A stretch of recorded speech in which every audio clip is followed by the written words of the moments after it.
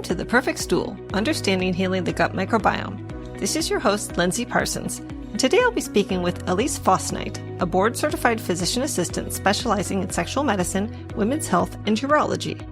Fosnight runs her own private practice, the Fosnight Center for Sexual Health in Asheville, North Carolina, and is also the founder of the Fosnight Foundation, a nonprofit organization dedicated to the education and training of professionals in the sexual health field and providing funding for access to healthcare services in her local community. She's also a medical advisor at Aeroflow Urology. But before our conversation, if you haven't yet followed or subscribed to the show, be sure to do so. If you want to get transcripts of the podcast, pop over to my website, highdeserthealthcoaching.com, and sign up for my newsletter.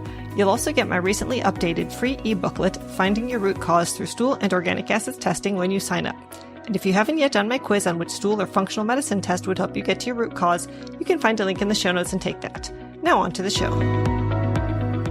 Welcome to the podcast, Aleece. Yes, thank you so much, Lindsay, for having me. Yeah, I'm excited to talk to you and hear more about urology-related topics that we don't talk about all that much, but that come up inevitably with a lot of my clients.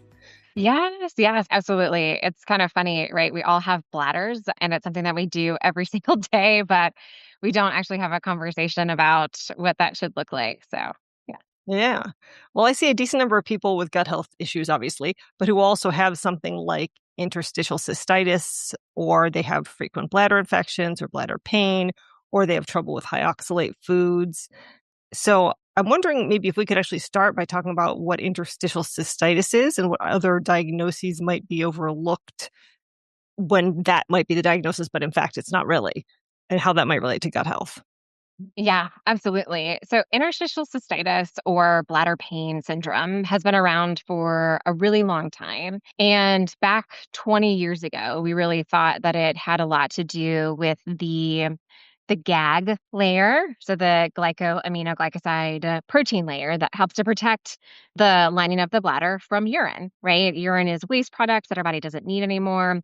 It's helping to balance the fluid levels in our body. So as we're trying to get rid of some of that, those waste products can be really irritated to the bladder. So there's this protective protein layer that is there. For whatever reason, could be genetics, could be, again, idiopathic, just some reason that it happens, that GAG layer breaks down and can be patchy. And then it leads then the urine to kind of bump up against more of that mucus membrane of the bladder and cause irritation so that people feel their bladder, meaning that there's a lot of pressure that's associated with it. Sometimes there can be pain associated with a full bladder that is typically relieved with urination. So most of the time when the bladder is empty, that you're not having any kind of irritation or symptoms. But that was just kind of like one thought. As we have kind of evolved and we've learned more about research and what's happening, there's a multitude of subtypes when it comes to interstitial cystitis. So one of them can actually be that the bladder is just a byproduct from a overactive or dysfunctional pelvic floor, so that it can mimic some of those same symptoms that we traditionally had talked about. It could also be that there was a nerve that was damaged during either a surgery or during a vaginal delivery or even just being pregnant. There could have been an injury to that nerve that is now causing those same symptoms to the bladder. You could also have what are called Hunner's ulcers, which when the protein layer breaks down so much, you actually have ulcers in your bladder. What is very interesting, and I'm sure she wouldn't mind me saying this, but my grandmother had Hunner's ulcers and interstitial cystitis. So I remember just how much pain and discomfort she was having. We wouldn't go to social gatherings. She actually had her bladder removed in 2000. I know, right? So had a cystectomy secondary to these Hunner's ulcers. But what I found really fascinating is that her pain necessarily didn't go away, which is what leads us into, again, exploring that there's other options that are out there that are causing and mimicking these same symptoms. The other really big one that we are investigating right now in medicine is mast cell and the role of histamine and its response. Because one of the interesting things when I started learning about interstitial cystitis 14 years ago was that people typically in the spring and fall would have more symptoms. And we were all like, why is that happening? Okay, maybe it's seasonal allergies, right? Histamine responses are happening. So that's another interesting thing that we are investigating with that, and that there are some researchers that have taken biopsies of the bladder lining and stained it for mast cell, and it comes back positive. So it's really interesting how we're kind of seeing all of these overlaps.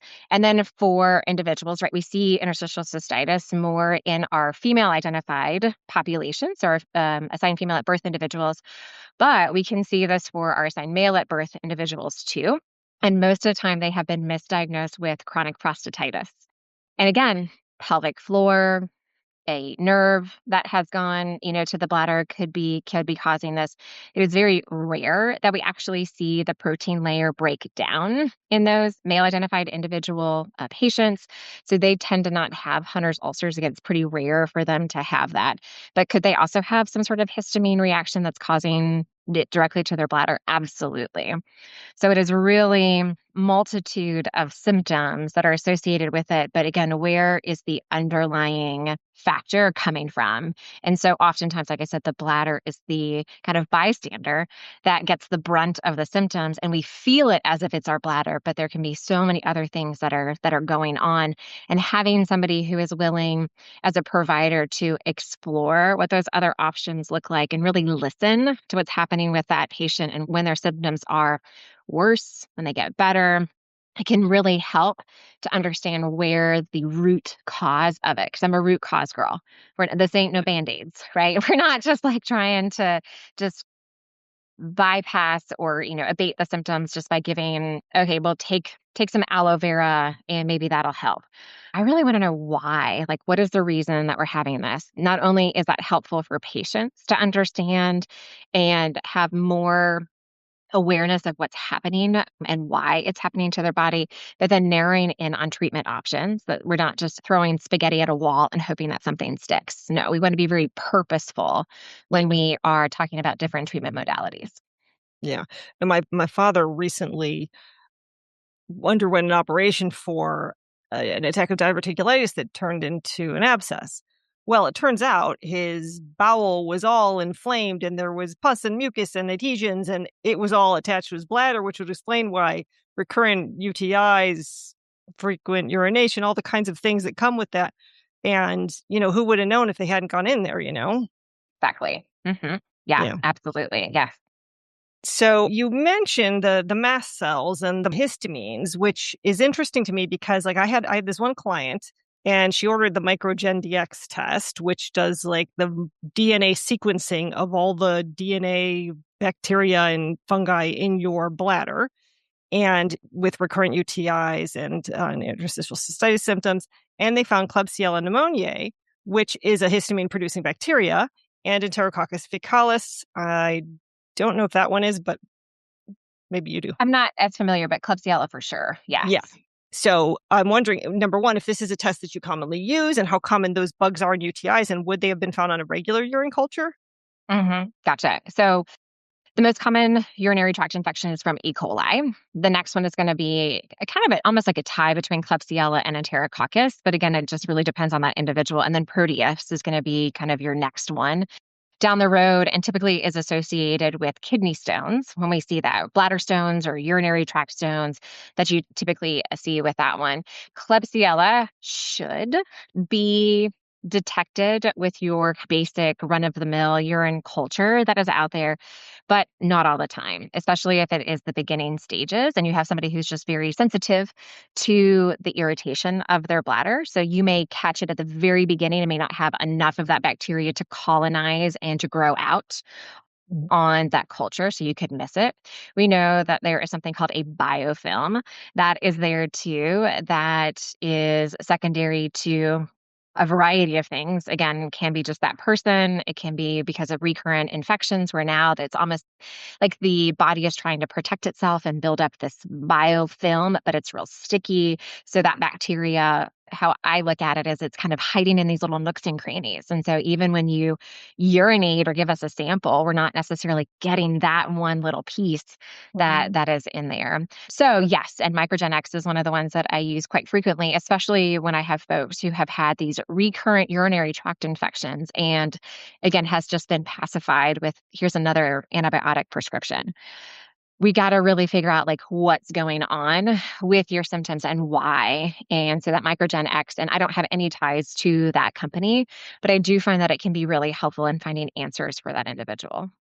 Yeah, and I mean, really useful because they give you that culture and sensitivity that tells you which antibiotics are actually gonna work because I remember in her results, there were, like, 4 that weren't gonna work, and those were, of course, the first line ones, so Yep, exactly. And the difference too is your traditional cultures, you're growing something out anywhere between 48 and 72 hours. 72 hours really should be the gold standard, but sometimes they don't grow it out for longer. So that Microgen X actually has the ability to let things sit and simmer for a longer period of time because sometimes those bacteria take longer for them to actually culture out through that process. So having something that gives you a little bit more time. We are always so rushed. And I know that can be really Mhm. frustrating for somebody to have to wait even longer, right? We want answers like Amazon Prime answers.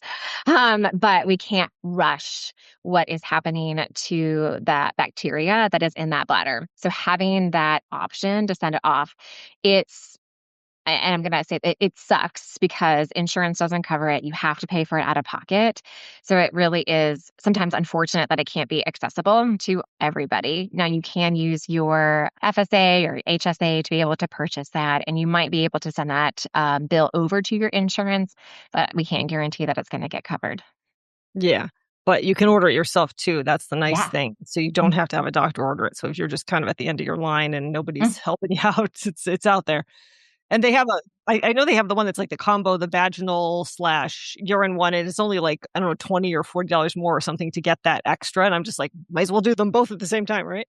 Well, yeah, to think about like your microbiome in the vagina and how that can contribute to some bladder health is so important to have that piece of information. So don't like, I always tell my patients, I can geek out with all of the tests. So the more information that we have, the better, so that we know exactly what's happening. Yeah, so tell me a little bit more about that, the vaginal microbiome and how it impacts the bladder. Yeah. So we know that the top part of the vagina, the anterior vaginal wall, and the bottom part of the bladder and the urethra are all made out of the same embryologic tissues. Hmm. So as you are getting older, you go through puberty, there are some major hormonal changes that are occurring during that time frame, and then some hormonal changes also that are occurring going through perimenopause and menopause that can shift that microbiome into this very like rich ecosystem to now an area where the pH becomes lower in the vagina, and that is going to kill off all of those beautiful lactobacilli that are supposed to be in there. We want those lactobacilli. That is what's helping to keep the pH of the vagina low. It's what gets rid of all of the bacteria that shouldn't be in there. So those are all of like your bacterial vaginosis strains. It could be yeast that's in there, enterococcus, mycoplasms. So all of these things. Although what is very interesting is that we can't, unlike the gut, right, where most of the flora is the same, and you could do like fecal transfers, you cannot do vaginal microbiome transfers because everybody's microbiome is so different and unique. There was a study that came out, oh my gosh, probably 10 plus years ago. And what they did is they swabbed 100 vaginas of asymptomatic patients. And they looked at what's the microbiome in each one of it. And it's a rainbow. Like it's all over the place. There were some people who had yeast in there but had no issues. There were some people who had Gardnerella, which is one of your most common bacterial vaginosis strains. So this thought of, oh, we could just do some transfers or just do specific probiotics for the vagina actually is not as inclusive as we were thinking. So I love the uniqueness that everybody brings to it, which is why I tell people unless you're symptomatic, either with a vaginal concern or a bladder concern or both, we just don't want to treat just because it's there. So this may be your body's own microbiome. The biggest thing I want to see is to make sure that there are enough of the three different types of lactobacilli that are in there because that's going to be what's really important to diversify that microbiome to keep it robust and allow for the body not to be susceptible to other pathogens that might get in there for a variety of reasons. And that spills over then into the bladder. And so we see that when there is changes to the microbiome in the vagina, that I actually will have patients that also present with some bladder irritant symptoms. They might have some urgency, frequency, but it's inflammation, right? You talked about inflammation earlier with like your dad and diverticulitis and losis and having this abscess and just inflammation everywhere. That inflammation from the vagina is so close to the bladder that can also spill over. And again, that bladder is this bystander for those changes in that microbiome of the vagina. Yeah. And so those strains that are supposed to be in the vagina, is that like L. crispatus, Gasseri, L. Gasseri? Yes, inners, Inners, yeah. ginseng, yes, yeah. And so those are the ones that there are. I know there's both oral vaginal probiotics, and now there's at least one vaginal suppository probiotic. Do you recommend those or? So here's the fun science of things. They have studied oral probiotics for vaginal health for years. And there has been no studies that have been statistically significant to show that any oral probiotic will help the vaginal microbiome. You have to go directly to the vagina in order to have, again, that robust microbiome or help to rebuild it. Because part of the problem is we are giving people antibiotics for whatever reason, and that is killing off all of the bacteria, good bacteria, bad bacteria, even if you're treating a vaginal infection. And again, one of the most common is bacterial vaginosis. You're killing off all of that good bacteria. So there's this window of opportunity where you're trying to have your own body build back those lactobacilli. And then boom, something else happens and you get a trigger where then you're back to square one again, which is why recurrence is so high. So you have to be thinking about how can I rebuild my microbiome in this interim while I've killed off all of this good bacteria and I'm trying to get over into this again, good microbiome that I'm supposed to have with all this good bacteria. So a probiotic vaginally can be really helpful. Seed is one of the ones that my patients absolutely love. They have Yeah, found the to be VSO one. yes. Yes, yes, Yeah, yes. Yeah, it's probably yeah, one I've of my used that. favorites. Yeah, and again, I have no ties to seed, but I listened in on a webinar with one of their main scientists and geeked out with all of the data that they had done, all the third-party testing, and when they finally, because right, they have this wonderful seed gut, right, oral probiotic and prebiotic, that once they were like, forget it, we can't get to the vagina through the oral route, and when they started doing that, and really, they saw just a tremendous improvement with their product. Mhm. Yeah. Yeah, no, I used it a little bit. I found it a little bit irritating, but, I mean, I suppose if you're putting anything in your vagina, it could be irritating, so Right, yeah. Some of the other things that you can do, like, in the interim to help, like, kind of calm things down would be sometimes boric acid, but that can be a little irritating too, or oh, ascorbic yeah, acids like your vitamin that's a C. go-to for me. What'd you say? It's a go-to. Those are great, right? And those are something that, again, over the counter that you can quickly have accessible to you. Mm. Yeah, yeah. So are there any other obscure bacteria that might be causing a UTI? So there are, it's hysterical. I am in the medical field, but I have the hardest time saying medical terms. It's just hysterical. So my apologies as I am scrolling through here. All right, here we go. Yes. So we kind of touched on a few of them. I had talked about mycoplasm, right? And mycoplasm can definitely be, again, a normal variant in your microbiome. It's only when there is an issue or you're having these recurrent symptoms that it's possible we would not do that. Ureaplasm is going to be another one. We talked about the Gardnerella vaginalis, that is like your big key player in your bacterial vaginosis. There is, oh my gosh, I'm so going to butcher this one, but actinotingium, Shalley is another one. And the reason I bring this up is because we find this typically in our older patients who can be in our nursing home facilities. This is going to be something that is it's missed on a lot of cultures because it doesn't have the traditional processing that you would normally see and how it grows out for that culture. So that's going to be one for that microgen X. Helobacter, I think, is another really interesting one, but again, a rare one. And your Haemophilus species, especially like after your H influenza. So if somebody has an infection of that, an upper respiratory, and then they start having bladder symptoms, it's very possible that they could have that in their bladder as well.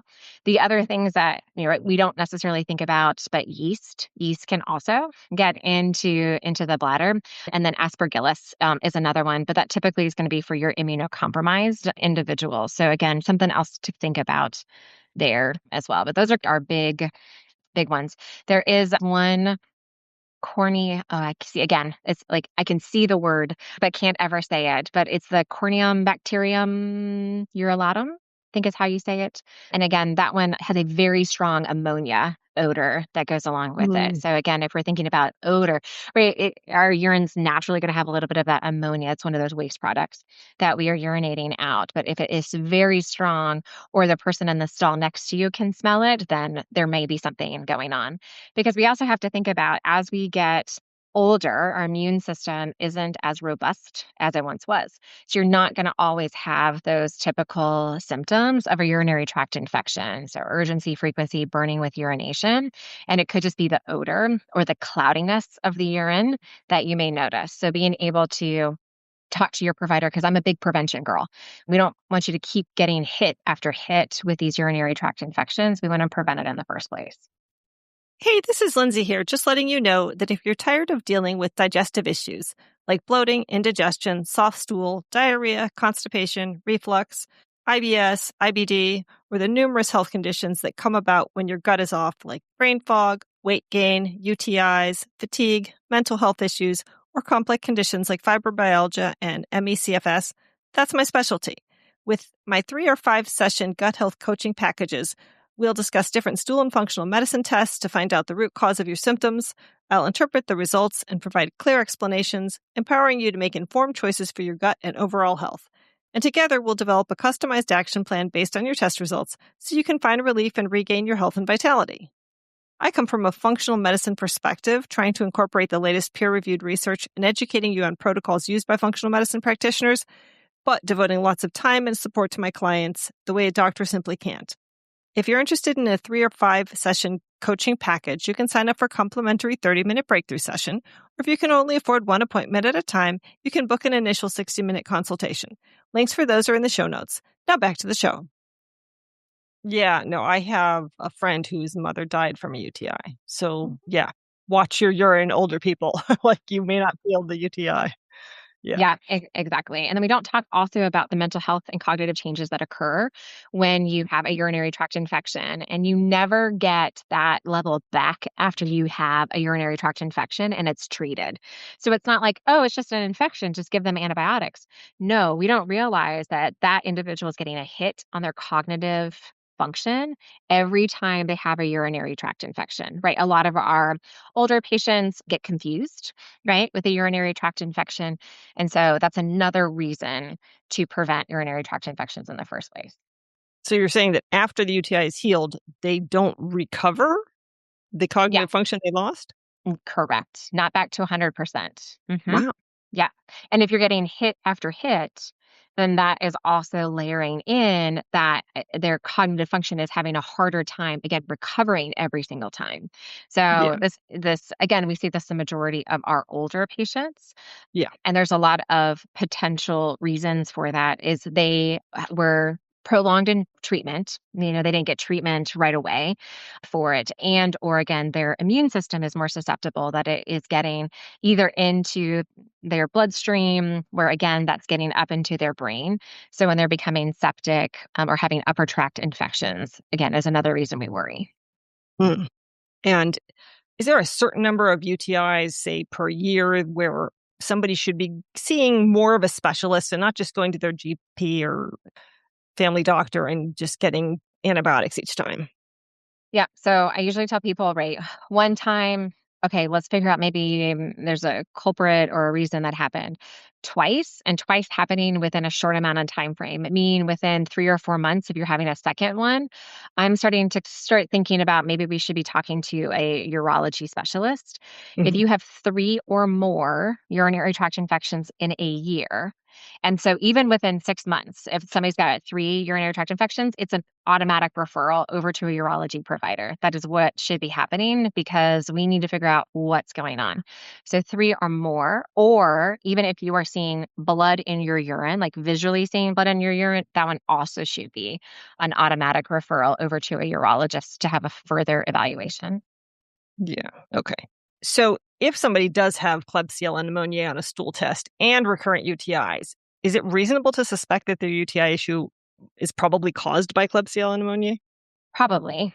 Yeah. I mean, we would want to like make that connection that it most likely, yes, is Yeah. causing. Okay. So back to something you said earlier about the dysfunctional pelvic floor. Can you just kind of define what that means? Like, I hear that a lot in like seeing pelvic floor specialists, but I actually don't really know what all that means.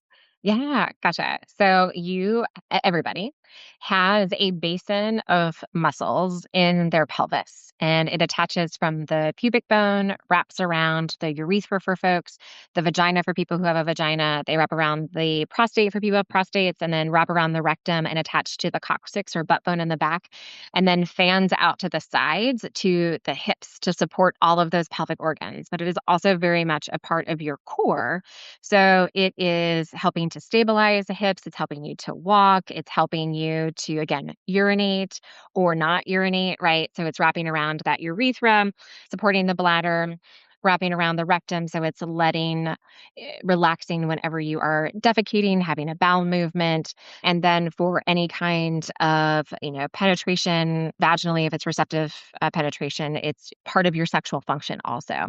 But these pelvic floor muscles should be in a neutral position. And the way that I explain it is if you are walking into a building and you want to get on an elevator, that elevator is at the ground floor, right? It's sitting in kind of like a neutral position. But if you're taking that elevator and you're going up to that second or third floor, that is when those pelvic floor muscles are contracted and they're tight and they're putting pressure below so that your bladder or the rectum or even the vagina and the uterus are getting extra pressure from below. And that can cause you to have urgency and frequency, not empty out your bladder as well, versus the other piece of it, where again, that elevator, instead of on the ground floor, if you have weak pelvic floor muscles, that could lead to prolapse. So it's when that elevator is now in the basement, right? So it is more lax and you're not having the strength of those pelvic floor muscles in order to hold up all of those pelvic organs. Again, we typically see that for folks assigned female at birth. Having a pregnancy or a vaginal delivery isn't the only reason. So we can have nulliparous individuals and people who have never had babies also could have a weak pelvic floor that can lead to prolapse. When we say dysfunctional, it means that those pelvic floor muscles should relax when you go to try to urinate, and then they should go back to neutral when you're not urinating. But when you have dysfunctional pelvic floor muscles, they don't want to relax when you need to pee. So you kind of force that urine, you push against it, and then it spasms and realizes, like, hey, maybe this isn't what we're supposed to be doing, and tries to then stop that urine. So it's spasming and causing this high tone pelvic floor as well. And when we mean high tone, it also means shortening of those muscles. And that shortening, you can't really do a squeeze or a Kegel. And I highly recommend everybody who has any pelvic health concerns or urinary concerns, whether, again, you're assigned female at birth individual or assigned male at birth individual, your pelvic floor therapists can do wonders to help. That the majority of what's happening with those urinary symptoms is secondary to that pelvic floor. Okay. So Kegels, you mentioned. Um, Yeah. ever when you're pregnant, they teach you how to do those things. So basically just like squeezing like you would if you were stopping the urine flow. So what's the best, like, I know you can overdo them and then end up with too tight a pelvic floor. So what's the correct amount of Kegels? Yes, gotcha. So, majority of us are not fans of Kegling, and the reason is because most people don't do them correctly. Okay. One of the things that I do when I'm doing my pelvic floor examinations during a pelvic exam is I place one finger in the vagina and I will have patients, I'll say, all right, try to squeeze those muscles around my finger, right? We want to isolate those muscles. But what happens is they squeeze their belly, they squeeze their butt cheeks, they push out, they squeeze their legs in. So they're actually not engaging in those correct muscles and really isolating what that should look like. So one of the first things, so again, I think people who are in pelvic health should assess all of the pelvic floor muscles to make sure that people understand where those muscles are and can then appropriately engage them and then relax them too. So seeing a pelvic floor therapist is actually one of the very first things to do. And reason I send people to pelvic floor therapy is because I want them to have an assessment from nipples to knees, because that's your core. So if you have a weak abdominals, your pelvic floor muscles are trying to compensate. So you may not actually be able to squeeze those muscles, which is one of the reasons why you were squeezing everything else during the exam. They could have a weak lower back. And that is actually then pulling and straining on those pelvic floor muscles to try to stabilize the sacrum and your hips. So, being able to have somebody to really do a good, thorough assessment of your core muscles and then check your pelvic floor muscles. They are trained on examining your pelvic floor, so getting you undressed from the waist down, placing a finger vaginally or on the perineum or even rectally to assess those pelvic floor muscles is something they are very much qualified to do, but that is the best way to actually assess it. If you are somebody who says, I don't really have any urinary concerns, but I want to make sure that I'm doing everything that I can to make sure that I have a strong pelvic floor, right? I don't use the word tight because, again, those tight muscles are shortened Yeah. muscles and they're not working the way that they're supposed to. But in our society, we have been programmed to have a tight vagina, but we can talk about that later. So, anyways, but if you are wondering if you're doing it correctly, one of the things I have people do is sit in a chair. It's the easiest thing to put your feet flat on the floor, sit nice and tall. And what I want you to do is like keep a very neutral belly too. Don't try to suck it in, don't push it out. But I want you to think about if you are somebody who has a vulva, think about where the vaginal opening is. And I want you to try to use a string and pull that opening of the vagina all the way up through your cervix, like through the vagina, through the cervix, through the uterus, and up towards your belly button. So that can be a very visual. I like the string, right? Kind of pulling it, trying to pull it up. The other thing you can do is thinking about squeezing around. So if you would put your finger in your vagina, you can try to squeeze around those muscles, the finger to engage those muscles as well. If you are somebody who has a scrotum, you can do kind of the same thing, but you're imagining like pulling your scrotum up like through your pelvis to your belly button. And that can be another way to do that. But it is also very important after you have squeezed and lifted, you want to get back to neutral. So you want to be able to slowly release that muscle so that, again, it's not sitting at that high contracted. Think about when you're doing a bicep curl, right? You don't do a bicep curl and you just hold it here, right? You slowly let it back down so you're back to neutral. Hmm. And so how many times would one want to do that max in a given day or in a given session and for how long? Yeah, you can do 10 squeezes. You can do 10 slow squeezes and work your way up, right? So don't feel like you're not being able to optimize because you can only do like 3 squeezes. Like, don't fatigue your muscles out. These are tiny muscles, so Mhm. a little bit goes a long way. So maybe start, with 3 or 4, kind of first thing, then more nice slow squeezes and then relaxing. And then you can kind of work your way up to more frequently during the day. You can also work your way up to squeeze and hold. That's also a really good one. And then release. You can hold it for a couple of seconds. And then you can also do what are called quick flicks. So just quick squeezes and releases. So you're working different muscle fibers in those pelvic floor muscles to activate and engage all of them. Okay. And what signs might somebody have that they have a dysfunctional pelvic floor? I gotcha. Yeah.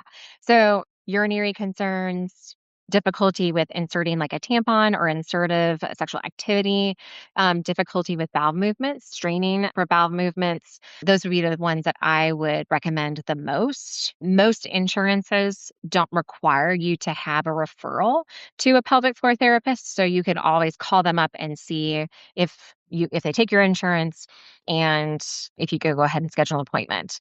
You don't always have to have a referral from a provider. And so when somebody's searching in their insurance database, are they looking for pelvic floor specialist or is there some other title? So they're looking for physical therapy, but not all Okay. physical therapists do pelvic floor therapy. So that might be Right. having to really look at your plan and what physical therapy places are near you and then calling them up or looking on their website. And one of the things that I encourage lots of people to do is calling someone up and saying, "Do you have a pelvic floor therapist?" And then I would ask, "What kind of training has that pelvic floor therapist had?" Because you're not going to get that therapy, that training in your basic doctorate of physical therapy. You actually have to go on and get a certification or extra training. So I want to know did they get it? Where did they get it? Herman and Wallace, Pelvic Global. Oh, there's some other courses that are good for those individuals to have. And then also asking, do you know if that physical therapist does an internal exam? Because I have found internal exams are so crucial when you're talking about the pelvic floor. And I have sent patients to who I thought was a pelvic floor therapist. And when I came back, I said, talk to me what you did. And they're like, oh, we just did some stretches and then, they did some exercises. And I said, well, what did they find on the internal exam? And she was like, they never did an internal exam. I was like, well, remember that one spot, like a trigger point, because you can have trigger points in your pelvic floor, which are like those knots that you get in your back. You can get knots in your pelvic floor. And I'll say, remember, we checked that and we checked that and they didn't do an internal exam. So I have learned over the years that you need to ask to make sure that they do an internal pelvic exam. Even again, Yeah. for my male patients, they can do an internal exam or at least do some sort of pelvic exam where they're checking that perineum. Yeah. Yeah, no, I'm picturing physical therapy places I've been to, and they're definitely not set up for internal exams. So it would definitely have to be somebody who had the specialist training and a proper office for that. And yeah, usually you're out in like a big gym with a bunch of people. So I can't picture that. Yeah. It's not in the middle of the gym on a yoga mat. No, that's happening. Exactly. Okay. So talk to me about the connection between constipation and the bladder. Oh, yes. So constipation is the fullness of the rectum. And when you were thinking about the pelvis and how much space you have in there, when that rectum is full, it is sitting right behind the bladder. So it's putting pressure up against the bladder.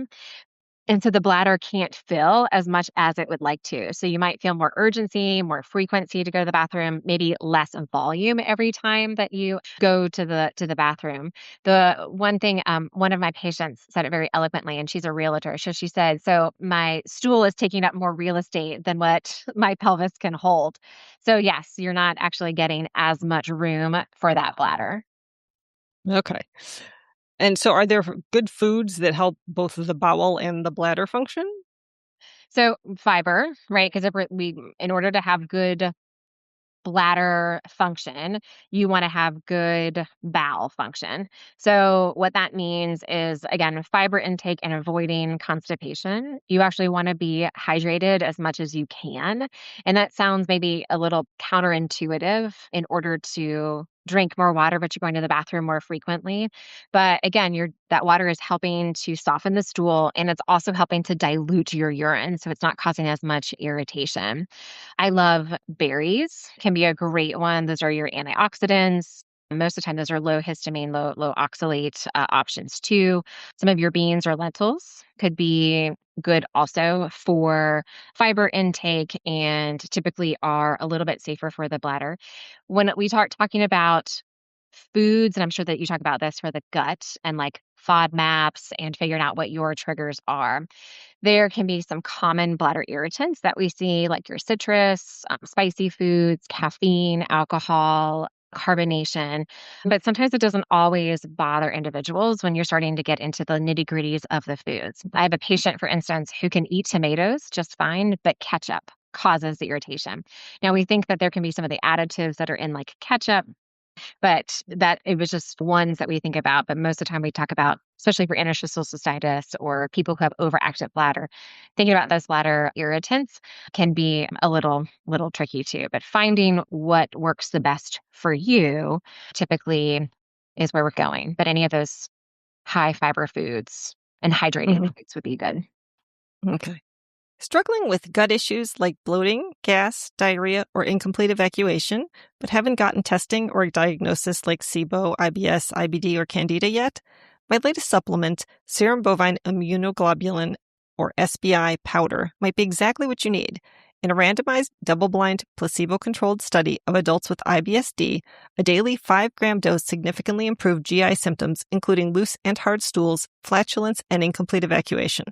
At 10 grams a day, abdominal pain, bloating, and urgency also saw major improvements after 6 weeks. SBI is essentially the immune system of a cow, made from plasma and turned into a powder, so it's dairy-free. It binds and removes harmful bacteria and fungi throughout your digestive tract without harming your good bugs, like antibiotics and strong herbal antimicrobials can. It's also been shown to support gut integrity by reducing intestinal permeability, improving nutrient absorption, reducing fat and stool, and even increasing lean muscle mass. Check it out at perfectstool.com, where you'll also find Tributrin Max, great for solidifying stool and slowing motility in cases of diarrhea or loose stool. Now back to the show. So I always think of, when I think of something that prevents UTIs, cranberries. Is that true, or is that a So cranberries, yes. Right, it's called PAC, and for the life of me, I cannot remember what that stands for right now, but it's the PAC that is in that cranberry that actually, proanthocyanins? Maybe. yes. Okay. Thank you. Yes, yes, yes, yes. Again, I can see it but yes, it is that element that is in the cranberry that is essential in helping to prevent urinary tract infections. And the reason that it does that is it helps again to coat the lining of the bladder to make it super slippery so that the bacteria can't attach to it. But if you are taking just a general cranberry supplement over the counter, or you're trying to drink cranberry juice, that is not necessarily as effective. So I know Solve Wellness is a company that makes a product that has a higher level of the PAC from that cranberry. It has been tested to actually show and be researched to have lower risk of those urinary tract infections without it necessarily being irritating. Because sometimes, again, it's the additives in that, like, cranberry juice. I have people all the time that are like, "Oh, but I drink all this cranberry juice, and so my symptoms must." Like, oh, sugar. I know, and I'm like, "No, that's really actually not." And then if you're just trying to drink even, like, cranberry concentrate, you're still gonna have to drink quite a bit of that product in order to get the amount that you need. So, yes, it's called Jenna MD by Solve Wellness is what there is, and I love it because it has 36 milligrams of that proanthocyanins in there, and that you need that higher amount in order to have that protection. So it's a little, yes, it does help, but you wanna make sure that you have a high enough concentration. Okay. So is that like a one a day type of pill for prevention of UTIs? Sometimes I will have people take twice a day. Usually we start with once a day. I wanna make sure that they can tolerate it and see what happens, and then if we have to increase it to twice a day, if they are at higher susceptibility, we could do that too. Mhm. Okay. So is going to the bathroom frequently in and of itself a cause for concern, especially for people who drink a lot? So, what goes in must come out. And so if you are drinking a lot of fluid, and your body is gonna filter it, and again, it's those checks and balances for fluid regulation. So you're gonna be going to the bathroom and urinating a little bit more frequently. So if I'm concerned about somebody coming in and they're saying, "I just feel like I have to go to the bathroom all the time," and I ask them, "Well, how much, water are you drinking, or what are the fluids that you're drinking?" Doing a bladder diary can be a great way for both the patient to visually see how much they're drinking and going to the bathroom, as well as you as the provider to be able to go, "Okay, maybe we are drinking a little much. Oh my gosh, it looks like you're drinking 20 ounces of water right before you go to bed. That might be one of the reasons that you're getting up 2 or 3 times a night." So it's a great way for you to visually see exactly what's happening. There's apps that you can download. There are paper printouts that you can find online. Just type in bladder diary, and that should give it all to you. But it's a really good way to see if you're having those checks and balances. Okay, I'm drinking 100 ounces of water every day and I'm urinating out 85. That's a pretty close, right? Because you're sweating, some of it goes into the gut. So it's not going to be a complete equal equation, but should be relatively close. Okay. So provided there is nothing else wrong with you and you've had that assessed, is there anything you can do to train yourself to go to the bathroom less often?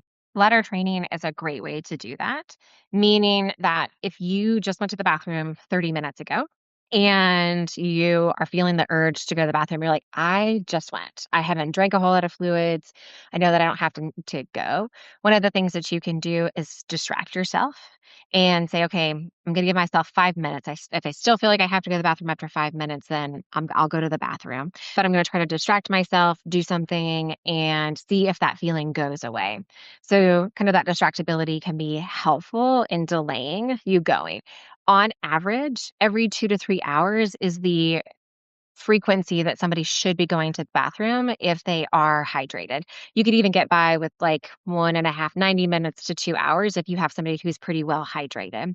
But overall, that's a good average. So again, somebody who's going a little bit more frequently, it's one of those things that going, okay, I'm going to just let myself go a little bit longer. You don't necessarily have to hold it another half hour, do again little increments. And that bladder diary Mhm. too can be really helpful in going, oh my gosh, I'm drinking again these like 20-ounce big gulps every couple of hours. And then it fills your bladder pretty Yeah. fast. And then that urgency for you to have to go. So that can be really helpful in visually going, okay, I need to just do small sips throughout the day Yeah. to get that. The other thing to do too, this is where the Kegel does come into play. So again, if you just went to the bathroom, 30 minutes later you feel like you have to go, you can do a very small little Kegel. And what that does is it sends that signal up back to your brain to saying, nope, we are not anywhere near a bathroom. We don't have to go to the bathroom. And we're going to sit here and chill for a little bit longer. So that's a great way to incorporate a Kegel into that practice. Okay, good. So for someone who has incontinence, what kinds of exercises would you recommend? So it really depends on the type of incontinence that they have. But again, what the research shows is that pelvic floor physical therapy can improve and or cure up to 70% of individuals who are having some sort of urinary incontinence. It's a big percentage of individuals. So somebody who has stress urinary incontinence, which is where you leak urine with cough, sneezing, or exercise, one of the things that you can do is make sure that your bladder is always empty before you go and exercise. You can do, again, Kegeling can be one of the things as long as you're doing a proper Kegel. Because remember, those pelvic floor muscles are wrapping around that urethra. So we want to make sure that they are nice and tight and strong around that urethra. But this is also thinking about your core. Again, if you have a weak core and you go to sneeze, right? What happens when you sneeze? You get the pressure from your diaphragm that just elicited that sneeze, and that's going to put pressure on your abdominals. And so if your abdominals are weak and can't hold back that pressure, it's going to go down to the pelvic floor too. So that's where that pelvic floor Mhm. therapist can really isolate and look at, again, head to toe, what's happening with your body to help support you through that process. On an urgency side of things, if it's urgent incontinence and you've got, like, this is where like you feel like you have to go to the bathroom and you're making your way to the bathroom and you leak on your way to the bathroom, that urgency could be, again, could be food related. It could be constipation, is the other one to think about. And could be where this is where the high tone pelvic floor muscles are coming into play. Because again, those muscles are tight and shortening and putting extra pressure on the bottom part of that bladder, which creates an increase of that bladder pressure, making you feel like you have to go urgently. And then it'll spasm or squeeze, and it just that squeeze increases the pressure to overcome those pelvic floor muscles because those are tight pelvic floor muscles, not strong pelvic floor muscles, and tight pelvic floor muscles are weak. So they don't have the Mm, capacity to hold back that pressure from that bladder. mhm. Okay. So I have sent some people who had incontinence to look at videos for hypopressives. Yes. What can you tell me about those? Yeah, gotcha.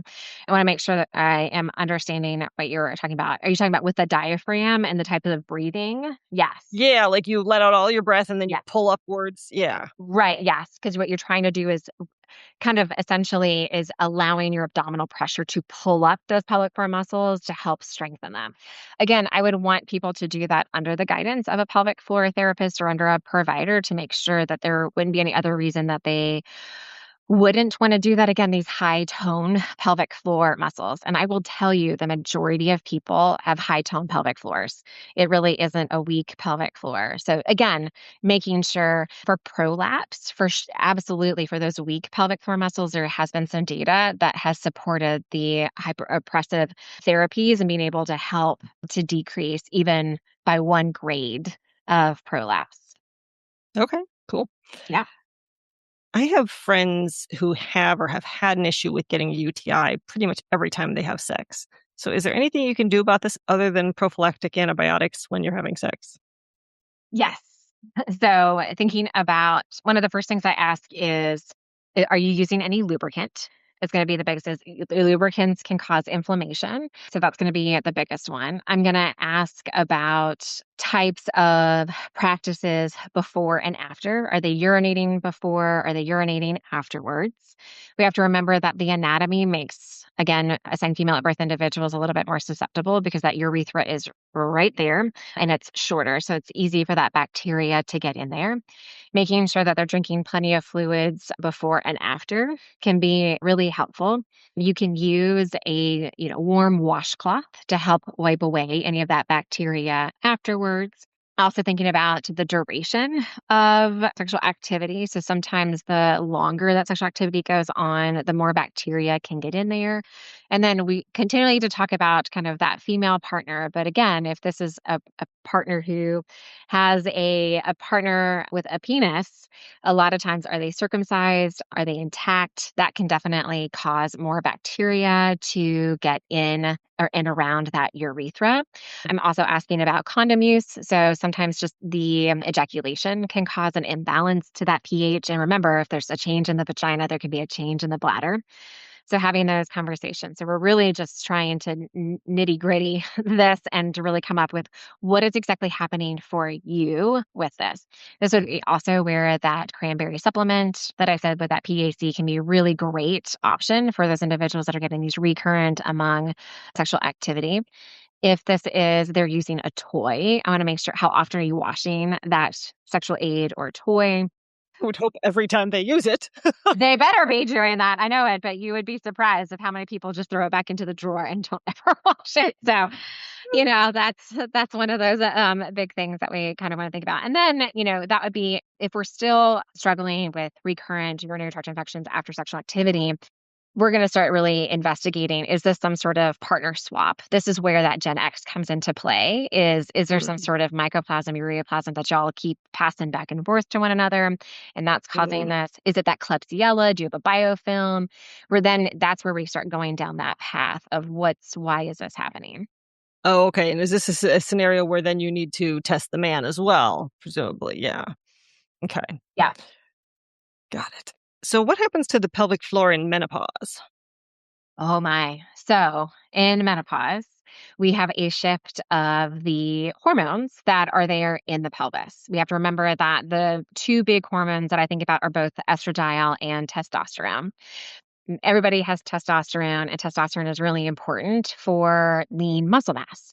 And if those pelvic floor muscles are muscles, we need testosterone to help keep that strength and the ligaments and the connective tissue in that area. And so as you are losing testosterone, as you are losing estrogen is what helps to keep the vaginal microbiome and the vaginal layering of those tissues thick and creating lubrication, that this could then lead to thinning of those pelvic floor muscles, and prolapse can happen. And when you have prolapse and that bladder falls, it puts a little kink in the urethra, which makes it more difficult for you to empty out your bladder fully.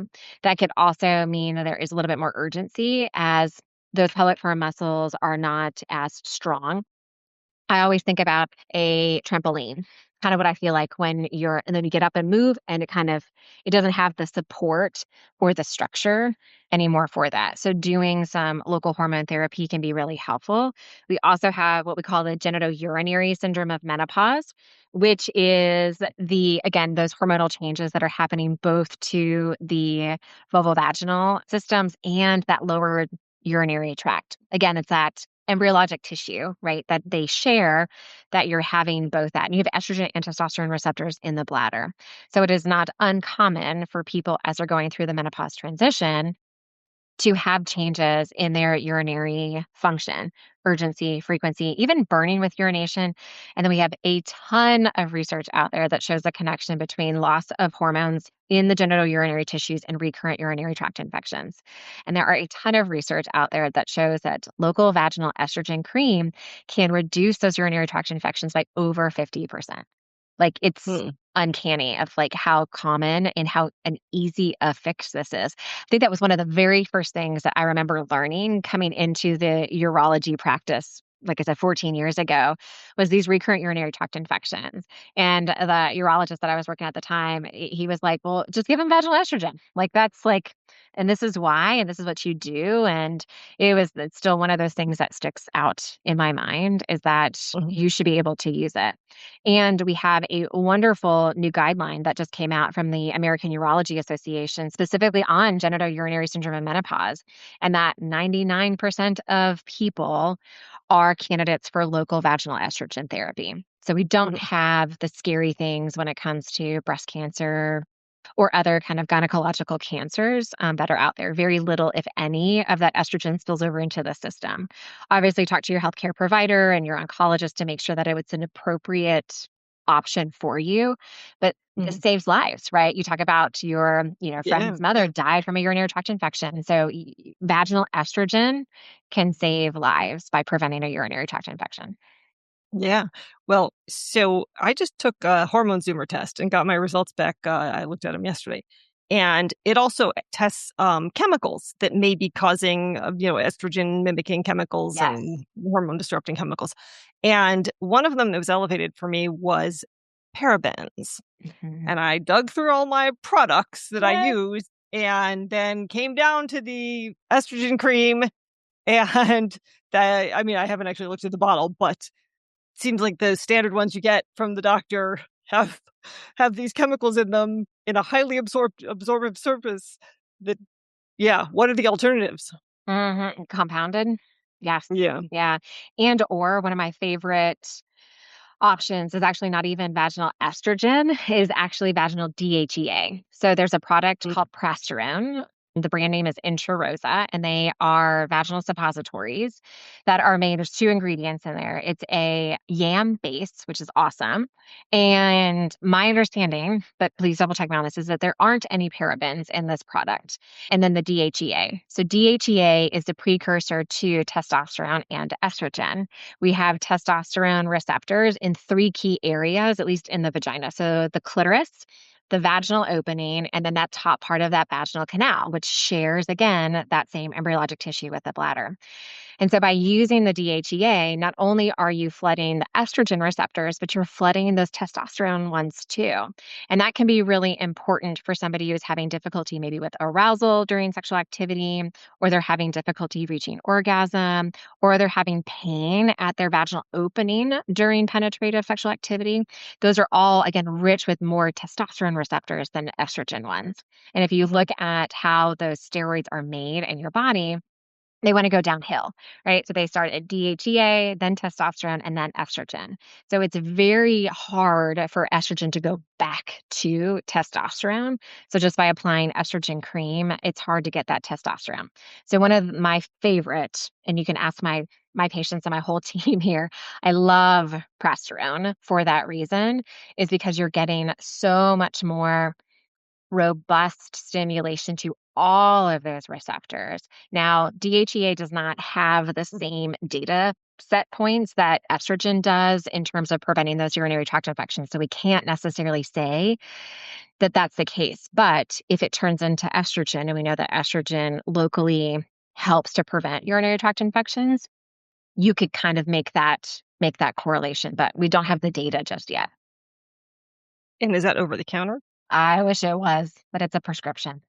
Oh, really? Oh, okay. Well, Mhm. that's even better because then in theory it might be covered by insurance. Yes, yeah. I Hmm. will say yes, covered by insurance, or they have copay cards, or some offices will carry some samples so that you can actually Okay. try it before you buy it. That's my rule. I like for you to be able to use it to see if you can tolerate it. But Yeah. yes, you're right about the paraben. I found that out, I think, a little over a year ago on the esterase. Yeah, and I just Yeah, no, I'd been thinking about it because I read I also there's like this sodium lauryl sulfate or something in there yeah. too, or I can't remember Uh-huh. what I remember reading on there, or maybe I'm confusing that with what's in the laxatives anyway. But I remember seeing something in there Oh, that was kind of like, yeah. oh, that's not a good one, is it? Do you have time for one more question? Sure. Yeah, Okay. Do you have any expertise in yeast infections as well? I do. Okay. So I've noticed in some people that have recurrent yeast infections or vaginal itching, like they can't eat any sweets at all, like not even fruit. Yes. So I'm wondering, other than prescription antifungals, be them creams or pills, what else can be done about that? Yeah, gotcha. So this one is fascinating. And I love this question because so many people are trying to avoid like certain foods, but it's how, again, your body processes. So it's not necessarily the sugars or the carbs, it's just how your body processes that causes more of this change for yeast and these vaginal yeast infections. Again, I always think about like, what's our trigger, right? I want to prevent it. Let's find out what the culprit is, what's the root cause of this. Is it that you were just in a hot tub? Is it that you were in a warm, moist area? Was it that you have urinary incontinence and you're wearing pads and those pads are causing a warm, moist area that's now, letting you harbor yeast and letting that colonize? Are you have undiagnosed diabetes? I think that's one of the biggest things is I'm always asking patients if they have a yeast infection is talk to me about the last time that you had a hemoglobin A1C checked or that you were checked for diabetes, because that can be one that is actually easy to miss, especially for people who have recurrent yeast infections. The biggest thing with yeast infections is this disruption to that microbiome and that pH. So again, keeping that good lactobacilli in there is going to be really helpful. That's where this boric acid, the ascorbic acid, the vitamin C suppositories come into play. You could also use the seed probiotics, the VS1 there as well. So again, those would be some of the things that I would talk to patients about. But again, it's trying to find what was that trigger and then how can we prevent or avoid that trigger for that individual. I haven't heard about the ascorbic acid suppositories. Tell me more about that. Yeah, so vitamin C. Right. So it also helps to keep the pH low for Hmm. those individuals. So I have some patients where they find that the boric acid is more irritating to them and that the vitamin C may be a little softer. So that can be, Oh, again, okay. another vaginal suppository that you can use. Is it purchased as a vaginal suppository or is it's Yes. sold like Yes. that? Oh, Hmm. okay. Hadn't heard of that one. Okay. Yeah, because I do worry about the quantity of boron that I might be absorbing, Yeah. Yeah. with regular use of the boric acid. Yeah. And if I have some folks who really like the boric acid and that is like their go to, I will have them alternate just a little bit back and Mhm. forth. Yeah. Yeah. Okay. That's good to know. Yeah. Mm, well, I'll find some on the internet and provide a link. I'm sure that standard. Yeah. I was gonna say, yeah, there's definitely some options that are out there. Again, looking at the ingredients and making sure there is as few ingredients as possible. Right, right. Yeah, of course. Anything final you would like to say before we get off? Oh, I don't think so. We covered a lot of information, and I think understanding that it isn't a one size fits all. I love medicine and trying to come up with algorithms for each individual like person and trying to make people fit into these boxes doesn't always work. And I really do feel like that's why we miss a lot of things. Because it is really easy for somebody to go to urgent care, say that they have a vaginal itch or that they feel like they have a urinary tract infection and just get thrown antibiotics and then that's it. And people get lost a lot of times in follow up or nobody's keeping track of how many times that they have had urinary tract infections. So really being, your advocate can be really helpful in asking, hey, I've had two infections this past year. I'm concerned about this frequency, or I'm concerned that your test or your urine culture maybe didn't catch everything. Is it possible that there's a biofilm that I'm dealing with, and how do we check for that? So I think asking those questions, there's been a huge shift in the amount of information that is available to patients now, and I love it. And the reason for it, and I really recognize that I'm unique in that perspective because it gives us some talking points. And I love to help to understand why my patient went down that Google rabbit hole to figure out what's going on with them. Most of the times, because somebody isn't listening to them. They're not getting answers from that provider. They're really frustrated with what's happening to them and that they are ready to just take it by, their reins and just do it themselves. So finding a provider that will listen to you, that will be willing to think outside the box is really important. And again, this is one of the reasons I got into medicine because everybody is their own unique individual. And I love that so much about people. It can be really frustrating because they're I don't know. I don't think it's frustrating. It's frustrating sometimes for the patients, and they just want to answer, but it's a puzzle. And one of my sweet patients calls me the private investigator, like no pun intended. And right, I'm just trying to figure out like what's going on because everybody is a puzzle and nobody comes with their own manuals to figure out what's going on. But it's really important to be listened to and to be validated. And so often, so many of my patients have been gaslit, especially my female identified folks. And so you are worth it. And it's worth finding a provider that is going to listen to you and validate your concerns. Yeah. Yeah. Well, thank you so much for all Yeah. this great information. It wasn't super bowel focused, but you know what? I have a lot of female clients, a lot of Sure. females out there with issues, and males for that matter, who have issues of this nature too. So I think it's good information Oh, anyway. yes. Yeah, absolutely. And again, it's all connected. So I Yes. definitely think it has a good overlap. But yes, awesome, Lindsay. Okay. Well, thank you for your time. Thanks so much. Take care. Sorry if that was a hair off topic, but I have my own curiosity about these topics. I know lots of my clients struggle with urinary issues, so I thought it was pertinent enough to dig in on it and that it was all great information. You can support the podcast by buying supplements at a discount from my full script dispensary, ordering tests at a discount from my Rupa Health Lab store, or using my affiliate links to iHerb, which is available worldwide, or Amazon. And just a note that you can use my Amazon link to buy anything. So as you're doing your last minute Christmas or holiday shopping, if this is published before then, which it may not be, I'd appreciate it if you'd bookmark my link and use it not just for supplements, but for gifts and everyday items to support the podcast. If you'd like to connect with me online, you can follow my High Desert Health Facebook page, join my Gut Healing Facebook group, or join my newsletter list at highdeserthealthcoaching.com, as well as follow me on Instagram, TikTok, Pinterest, and X. Links for those are in the show notes. Thanks for joining me today, and here's wishing you all the perfect stool.